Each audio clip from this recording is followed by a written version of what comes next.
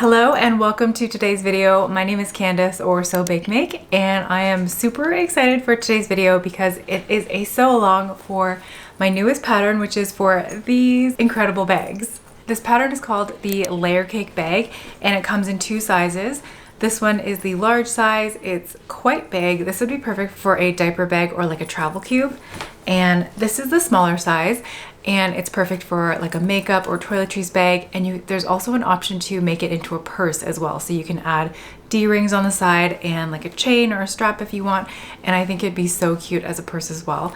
I don't actually have a purse sample, but I'm going to be doing another video showing the purse version as well. But this is going to be the basic sew along for the smaller version, but the steps are going to be the same whether you make the small or the large version. And if you want to skip the ruffles, you can totally do that. Just skip those steps in the instructions and you'll have a much plainer looking bag. But I think it's so cute with the ruffle and it's really fun to play with prints. I did this one with like a tiger print and a striped fabric for the ruffle, but it's a pretty simple pattern to put together and I'm going to walk you through the whole thing step by step.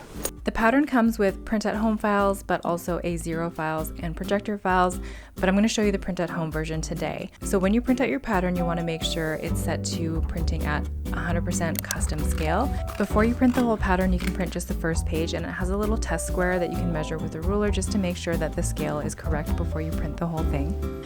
And then once you've printed all your pages, you're going to cut the left and bottom borders off, and then you can stick the pages together with glue or tape. I like using glue. And you can use the little hearts and the numbers and letters to match everything up and make sure the pages are in the right order. And there's also a print guide in the instructions that shows you how everything is laid out. If you're new to using PDF patterns, I have a video that's all about using and reading sewing patterns, which I will link up here if you need some help. But once you have everything tiled together, you can just cut out all of your pattern pieces. Here are all the pattern pieces that you'll have, and now we'll be ready to cut our fabric. So for this pattern, I like using light to medium weight woven fabric, so I'm using a cotton here, but you could also use linen or cotton blends. I just wouldn't use anything too heavy because we're also going to be adding fusible fleece, and you don't want to use a fabric that's too thick for the ruffle.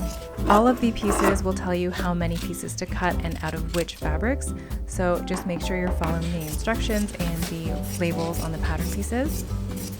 So this is what you should have when you're done cutting. I actually made a mistake on the labels on these pages because this was before I finished the pattern. But for all the bag body pieces, you're going to have 2 main, 2 lining, and 2 fusible fleece cut. And then for the ruffles, you'll have 2 of those cut.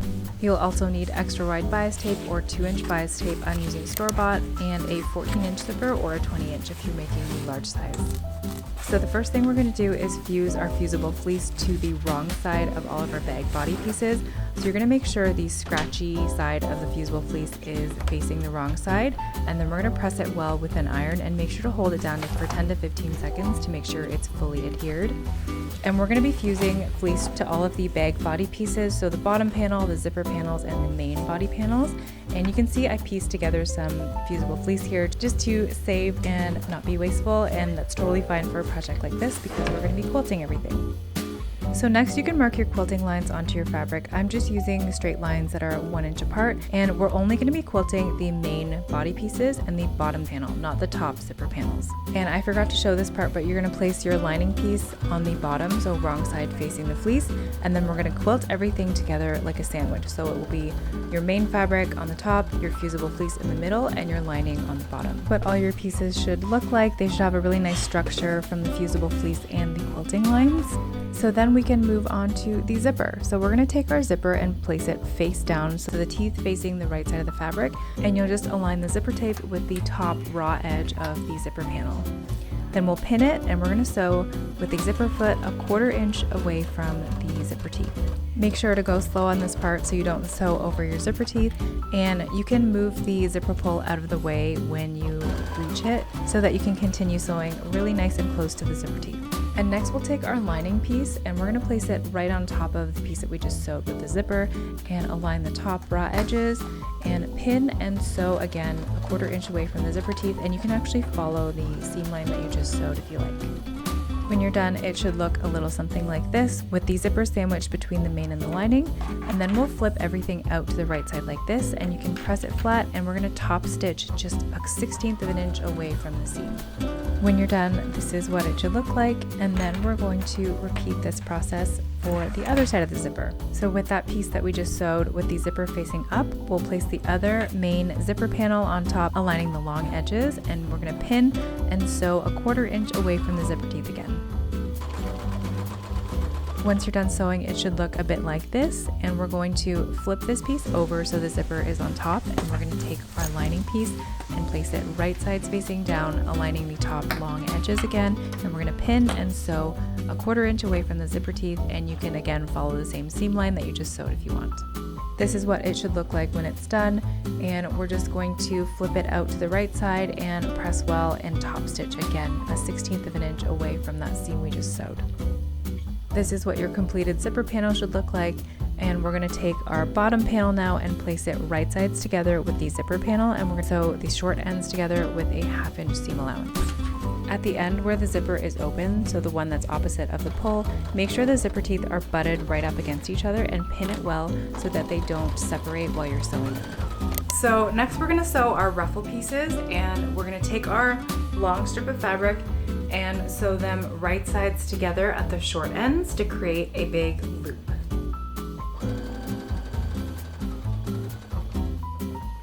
Once you've sewn both ruffles together at the short ends, we're going to press the seams open, and then we're going to press the ruffle piece in half, wrong sides together lengthwise. So just fold it in half and press it really well. Once they're pressed well, we're going to sew a gathering stitch along the raw edges of the ruffles. So set your stitch length to the longest that it can go, and you can also lower your tension a bit. We'll sew 2 lines of these gathering stitches, a 1/4 inch from the raw edge and 3/4 of an inch from the raw edge, and make sure to leave long tails at the end so that we can pull on them to gather the fabric.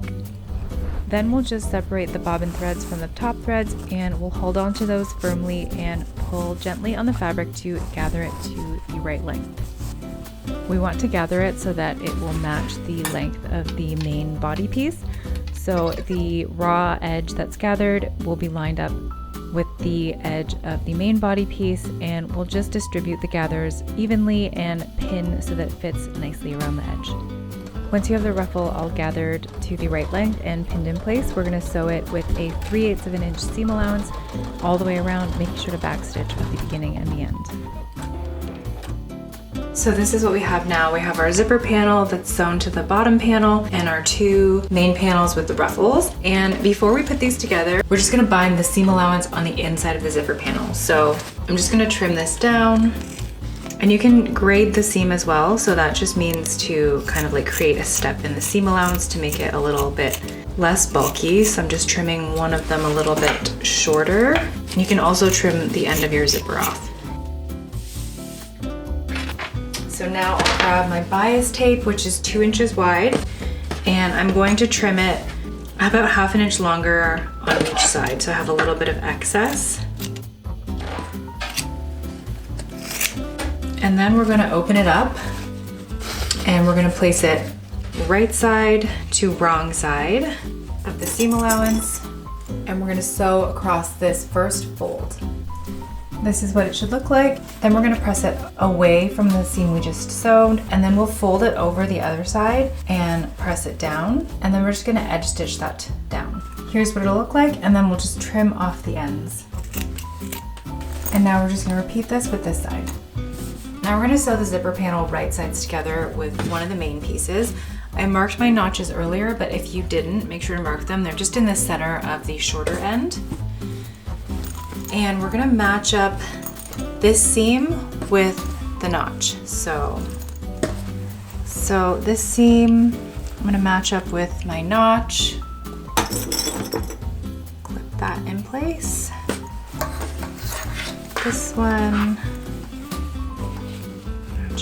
This notch, and then we'll just pin all the way around.